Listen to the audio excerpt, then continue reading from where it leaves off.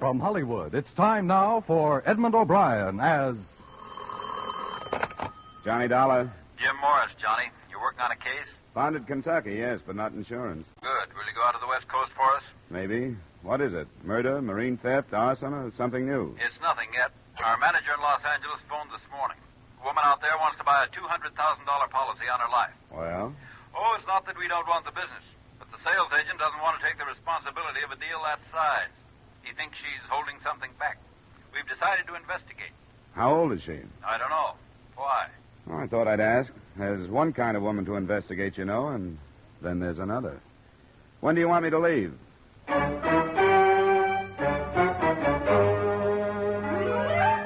Edmund O'Brien, in another adventure of the man with the action-packed expense account.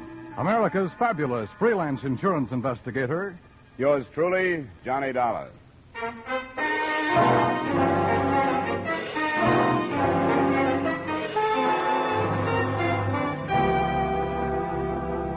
Expense account submitted by Special Investigator Johnny Dollar to Home Office, Great Eastern Life Insurance Company, Hartford, Connecticut.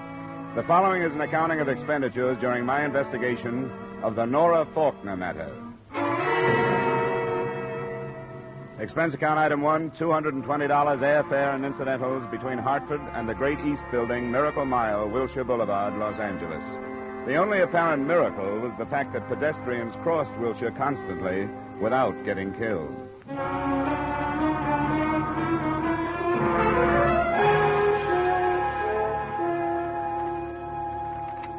Snyder, we'll see you now, Mr. Dollar. Thanks.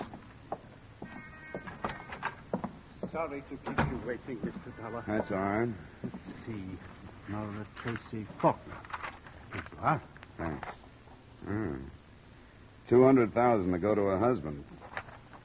How'd it start, Mr. Snyder? She phoned one of our salesmen, a fellow by the name of Nelson. He went out to her house. The address is there. And she told him what she wanted. He says he was counting his commission at first, but after he filled out the application, he began to wonder. About what? Her. She told him she planned on paying 6 months' premiums and wanted to know how soon the policy would be in effect. Acted unnatural, as he put it. I think we ought to find out about her. I don't like this kind of thing. It's a blind search. I don't even know what I'm looking for. But I'll start on it in the morning, and I'll let you know how I come out.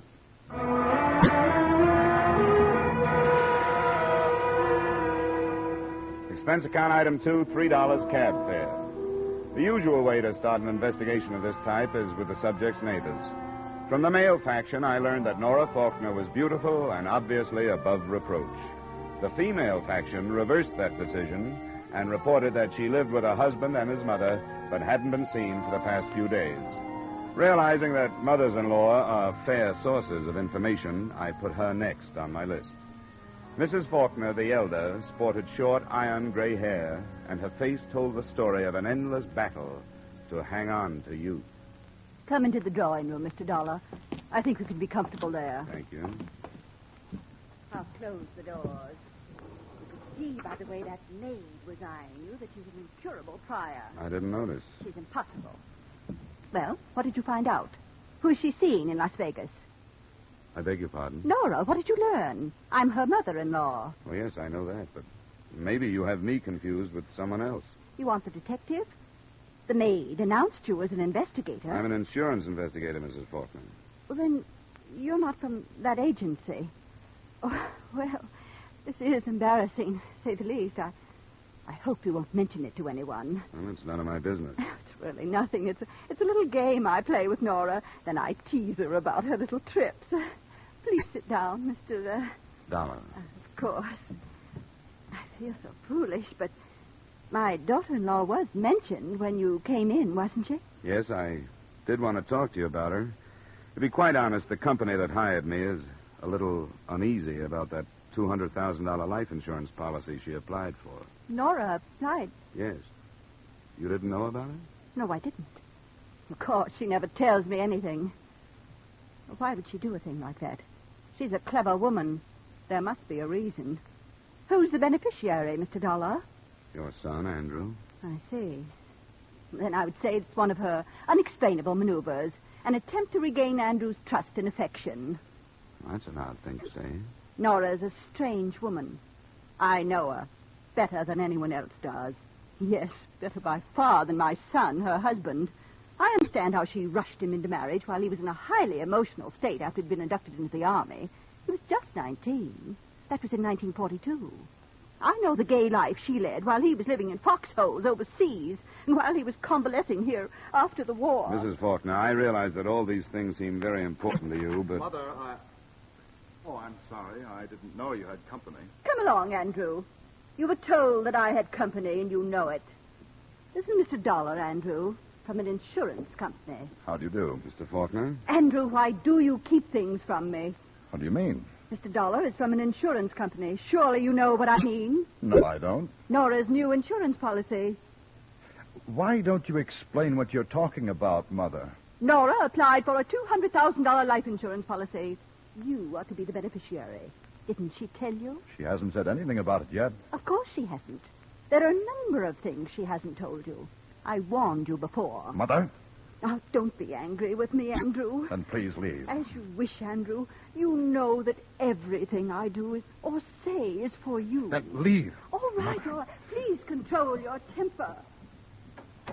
I'm sorry about this, Mr. Faulkner. So am I. Is it true about the policy? About the application, yes. I don't understand it. I don't understand Nora. I never know what she's thinking. I blame it on Mother, her prying and suspicion. I blame it on that star woman. Who? Nora doesn't think for herself anymore. She doesn't do anything or go anyplace unless this dame tells her to. Who's this? Oh, a spook, psychic, Madame Star. That's where this insurance idea came from. For a price, she'll tell you if Nora's a good risk or not. Where can I find her? Out toward Inglewood someplace. She runs a classified ad in all the evening papers. Thanks. I'm sorry to have caused you this. I really am. Oh, well, it's not your fault. Whose fault is it? Maybe everybody's.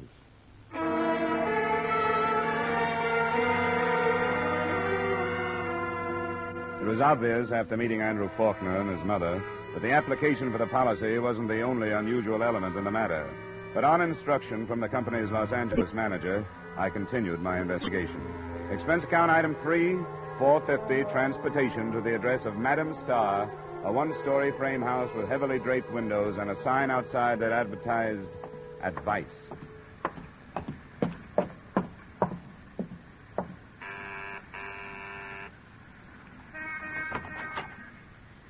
Good afternoon, sir. Madame Star, That is right. may I come in? All are welcome here. This can't be classed as one of your regular consultations, but I'll pay you for your time. That is generous of you. What advice do you wish? I'd like to know why Nora Faulkner was so anxious to buy a big policy on her life. Who are you? You mean you don't know? I claim no powers as medium. I'm not psychic. I only offer advice. Some of those who listen are helped. What advice do you want? Well, I told you. Nora Faulkner has been coming here? She has. She's in great need of advice. More intelligent advice than I could give, perhaps. But I try to help her. By telling her to buy insurance? Nora Faulkner's life these last few years has been lived under severe mental strain. I advised a search for inner truth, among other things. Yeah. What about the insurance policy? Her mental torment resulted in physical failings. I advised tonics, vitamins. Why are you evading the insurance? She wanted a more tangible protection of her life. Protection? She felt it in danger. Why? I have said enough. She's in Las Vegas, I understand. Where's she staying? You go there? I don't seem to be able to get anything but double talk here. Everybody has a reason for caution. There is Flamingo Hotel. She's there. How much do I owe you? Nothing. I've given you no advice. What I would advise, I have no right to say. Good afternoon, sir. Well, I suppose you have to be mysterious. Good afternoon, sir.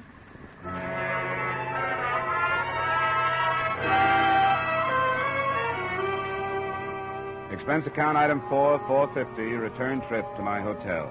Item 5, $370, cab fare to an airport in Burbank. And item 6, $19.90, round trip to Las Vegas by way of Western Airlines excursion coach.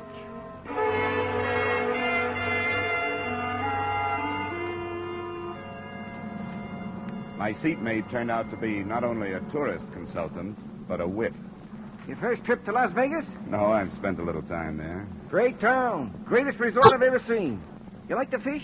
Well, I used to. I don't have much time for it now.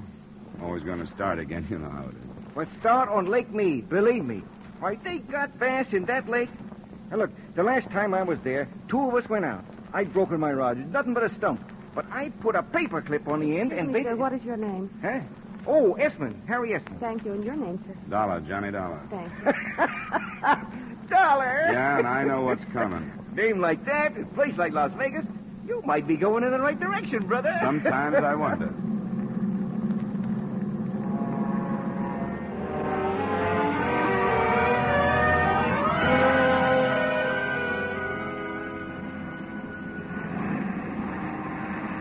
Except for Mr. Harry Esmond, it was a smooth trip. We eased onto the big desert strip, boarded waiting limousines, and 10 minutes later I walked into the lobby of the Flamingo Hotel. Mr. Gostein, please. Long distance. Yes, sir? My name is Dollar. I have a reservation. Long Oh, distance. just a moment, please. Yes, sir. You signed the register. All right. You have a Mrs. Andrew Faulkner staying here? Or Nora Faulkner? Nora Faulkner. Sheriff Wood. What's the trouble, son? Mr. Dollar just registered. He asked for Nora Faulkner. Oh, he did, huh? Well, I'll tell you, Mr. Dollar. You may want to talk to her, but she don't want to talk to you or anybody else. She can't. What's the matter? She must have had her dinner outside the main dining room. She's in the hospital. She's been poisoned.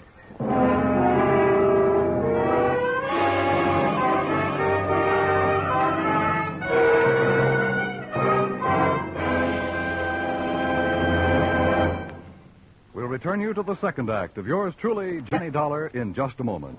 But first, the show that dares to name names, dates, places, and the crimes involved. That's Gangbusters, which you hear every Saturday night on most of these same stations. Gangbusters has been hailed nationwide as a great anti-crime series, for the men who tell you how to smash crime are police chiefs, sheriffs, and other law enforcement officers from America's cities and towns. Each Saturday, Gangbusters brings you a new case taken from police files, showing you how a criminal was brought to justice. Often the police officer who headed the chase narrates the story. Be listening for Gangbusters this evening and every Saturday evening on CBS, The Star's Address. Now, with our star, Edmund O'Brien, we return you to the second act of yours truly, Johnny Dollar.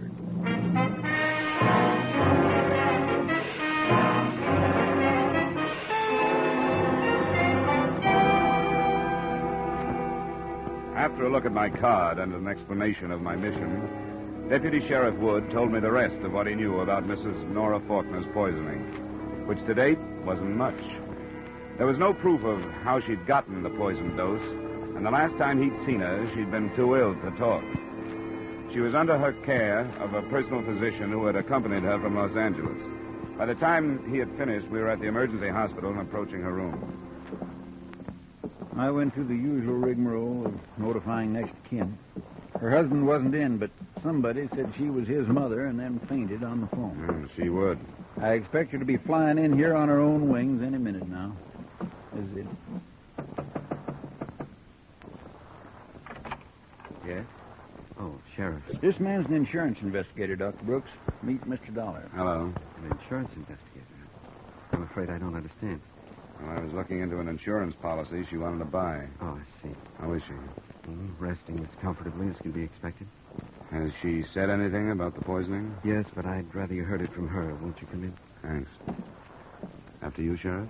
Sure, I'll tag along. Make it look official and learn how you city boys operate. Who is it, Peter? These men want to talk to you, Nora. I want you to tell them exactly what you told me. I don't want to talk about it anymore. Please, Nora. All right. I couldn't stand it any longer. I didn't want to go on. I wanted to die. You took the poison, Mrs. Faulkner? Yes. Not because I'm a coward. Because there's nothing about life that I don't hate. I don't want any more of Where is the poison? I destroyed it. Destroyed it. Why should you do that? I don't know. How can you expect me to know why I did little things at a time like that? I don't know. Peter, please, I don't want to talk anymore.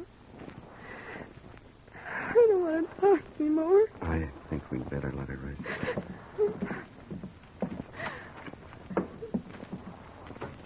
I'm not sure her story rings true. How well do you know her, Doctor? Quite well, Mr. Dollar. She's been my patient for over 2 years.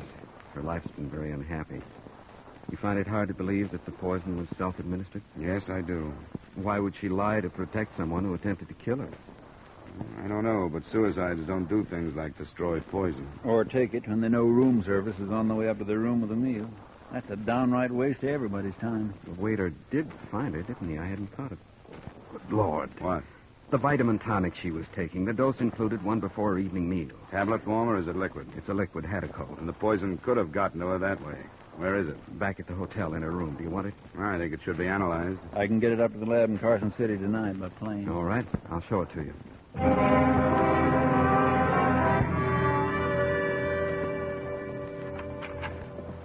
I think she kept it in the medicine cabinet. I'll look. Yes, here's... Oh, the devil. What happened? Oh, clumsy fool. Sorry, I dropped the bottle. The wash basin's a bad place to drop evidence, Doctor. Sheriff, can we save enough of this stuff? It's going down the drain. Don't need much. I can scoop some up with my knife. I'll find something to put it in. An aspirin box would do. Here, I'll hold it. Watch that broken glass. I'm sorry, gentlemen. If the Hadacol does contain the poison, I imagine my position won't be better. But it was an accident. Neither the sheriff nor I reacted to that. We retrieved enough of the liquid for tests and went back to the lobby. 2 men were waiting for us near the desk. How's it stacking up, Woody? Well, we've got a real civilized mystery on our hands, Nev. Who's Mr. Dollar? Max Lewis and Nev Gilbert. How do you do? These boys help run the place when it isn't running them. What happened to Mrs. Faulkner, Dollar? Well, she says she tried to kill herself, but the signs make it look like somebody might have slipped the stuff to her. Going to be all right? It seems to be. We'll send her flowers in the morning, just remind me. Yeah. I'll go get this tinned evidence on a plane, Dollar. See you in the morning. Fine, Sheriff. If the boys here will take care of you. If you aren't careful, that is. I'll see you later. You pay for breakfast tomorrow morning. Thank you, Mr. Schiller. Mr. Schiller, please. Long distance. I'll get that phone call for Abe. He's taking a nap. Give Dollar everything he wants. That's it, Dollar. The place is yours. You want to start with a drink? That's the best suggestion today. Come on, there's a bar in the mural room. It's a good crowd. It's only 10. They won't really pile in until later. Sit down. Why don't you soon stand? Thanks, I will. I'm beat. How are you, Mr. Lewis? Fine, Jim. Make mine double, will you? Not much soda. The usual for you, Mr. Lewis? Yeah, and don't be good to me. I've got a long night. I got you. This is a beautiful spot. Who's quartet? Chewy Ray, he's at the piano. I hope you can come back for pleasure sometime. So do I. Say, what do you know about this Nora Faulkner? Nothing. I've noticed her. I've seen her in the casino. She seems to be the type you would notice. Did she gamble much? I don't know how much, but we can find out. Come on. There's Joe Rosenberg, our credit manager. He'll know.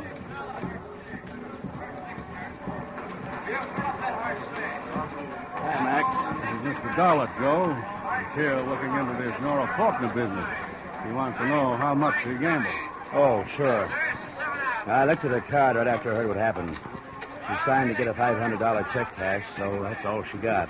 What do you mean, signed for it, Joe? That's our deal here. You put down what you think you're going to need, and that's all you can get. We don't want our customers getting hurt. Take you, for example. You come in cold, sober, and cash a check for $200. Then, a few hours later, with a flout under your belt and the $200 gone, you come back to me and say you got to have another $200 because you're going to break the joint. But you don't get it because we want you to wake up just hungover, not bankrupt. And all she had was $500. Right. She's been here 3 days. She didn't look like she'd get into trouble over an amount like that. I guess not. But she was in trouble. That's the safest bet in the place.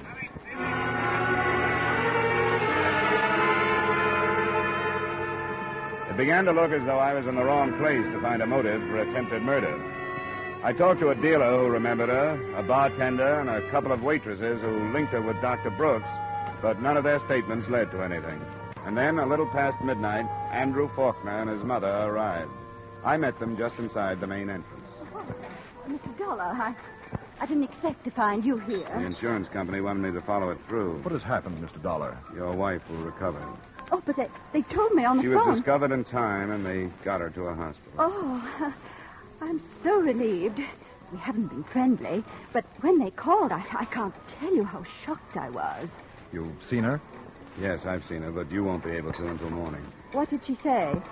How does she explain this? She said she hated life and didn't want any more of it. I see. I suppose she mentioned me. She didn't mention anybody. Not even her doctor? He was with her. Yes, I should imagine he would be. Well, I am relieved. Scandal and difficult decisions to come notwithstanding. What is your room number, Andy, dear? 302. And I'm in 117. In case you need us for anything, Mr. Dollar. I don't think I will, Mrs. Faulkner. I'll probably see you in the morning, and I hope you have a good rest.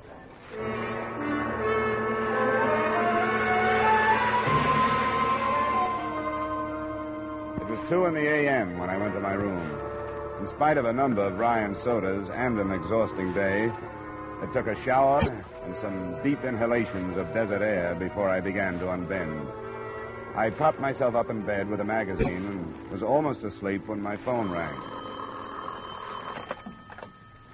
Johnny Dollar. The long arm of justice, Dollar. Oh, yeah, Sheriff. I'm back at the hospital. There's been more trouble. The Faulkner girl's been shot. Shot? Is she alive? Not quite half alive, I'd say. They're trying to bring her around now. Well, I'll see if we can get a statement. I want you to come over. Sure, I'll be right there.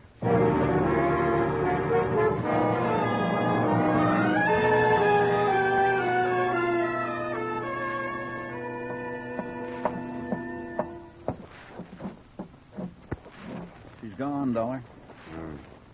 Is that all? She was conscious for a minute or so. She named her husband.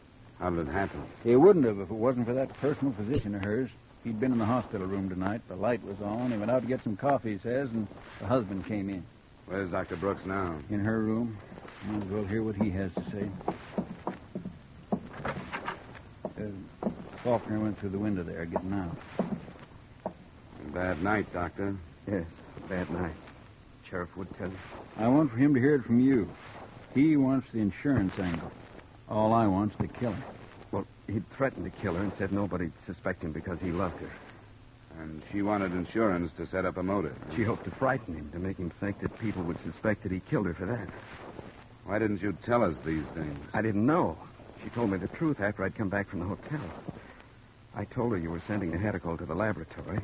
She said she didn't want to press, that it wasn't his fault, that his mother had driven him to it, that she wanted to give him another chance. And he had that chance. How did he arrange it? I saw him in the morning in Los Angeles. He'd have to be here. She said he was for a short time, in the afternoon. Then he flew back. A detective had found out that I was here with her. And that was Mother's work, too. He evidently arranged the poison when she refused to go home with him. He was deranged, a war casualty. Nora was terrified of him, but still she defended him. She's dead because she had a blind hope that the poison attempt would do something to him, that he'd get better and understand what his mother was... I'm sorry, gentlemen. Yeah, you should be, Doc. If you'd phoned us when you got her story, she wouldn't be dead. But I didn't know. I've had enough, Sheriff. I didn't know he'd come back. I'm going back to the hotel. I've got the airport covered. I'll call out some more men. We'll pick him up. Why don't you meet me in my office in 20 minutes?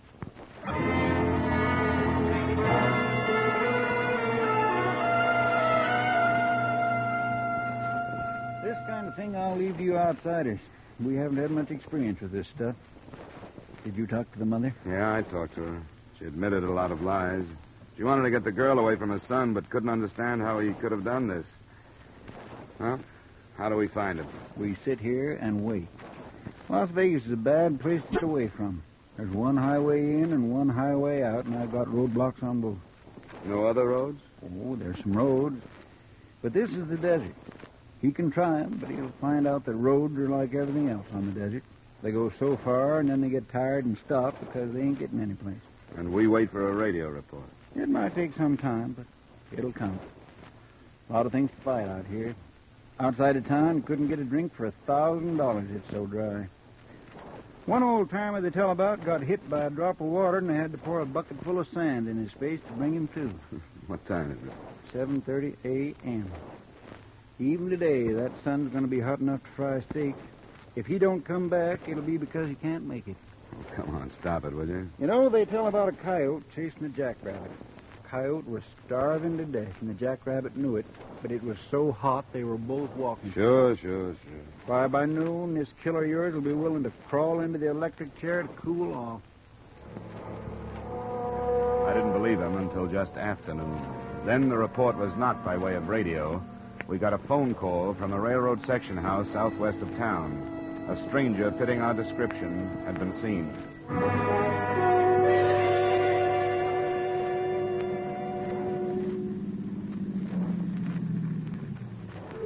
Hello, Sheriff. Hi, Ben. Where is this thing you talk about? Well, my kid sneaked up on him. They tell me he went into a drain culvert under the tracks a mile down. You want to help? No, thanks. They say he's got a gun.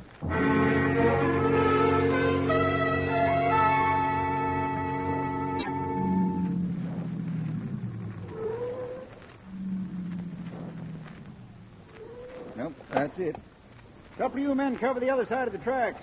Okay, ready. Now, that first wash feeds into the culvert. We'll stay next to the embankment.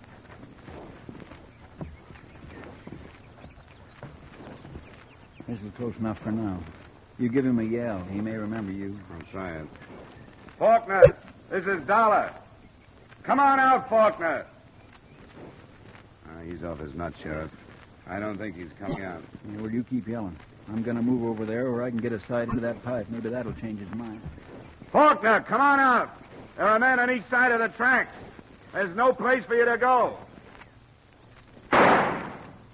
Sheriff? I'm all right. Come on out of there, Faulkner. I don't want to blow you out, but if you don't put down your gun and come out on your own, I'll have to. All right. Okay, boys, stand clear on the other side of the tracks.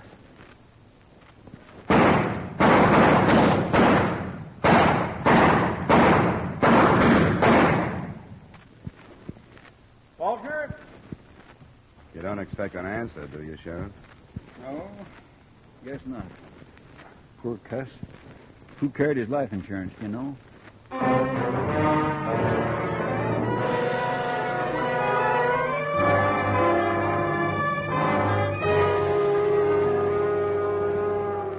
Expense account item 5, miscellaneous, $200. Item 6, same as item 1, transportation back to Hartford.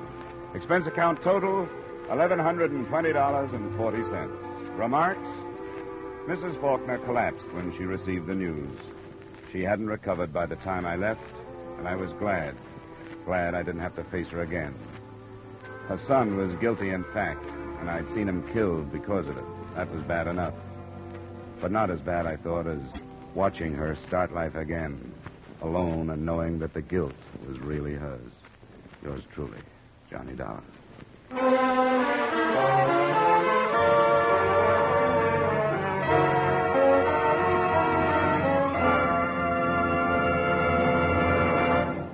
Yours truly, Johnny Dollar, stars Edmund O'Brien in the title role and is written by Gil Dowd with music by Wilbur Hatch. Edmund O'Brien's latest picture is the Paramount Pictures production Warpath. Featured in tonight's cast were Parley Baer, Jeanette Nolan, Herb Butterfield, Lee Patrick, John Dehner, Tim Graham, Virginia Gregg, Wilms Herbert, Victor Perrin, and Clayton Post. Yours truly, Johnny Dollar, is produced and directed by Jaime Del Valle. This is Dan Coverly inviting you to join us next week at this time when we will again bring you Edmund O'Brien as... Yours truly, Johnny Dollar.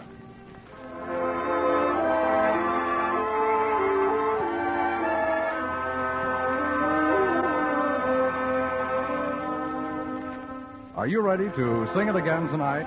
You'll find a whole hour full of the day's popular music sung by Alan Dale, Bob Howard, Judy Lynn, and the Riddlers. The Phantom Voice is a puzzler, but some CBS listener will win $5,000 in cash. Now stay tuned for Von Monroe's Caravan, which follows immediately on most of these same CBS stations.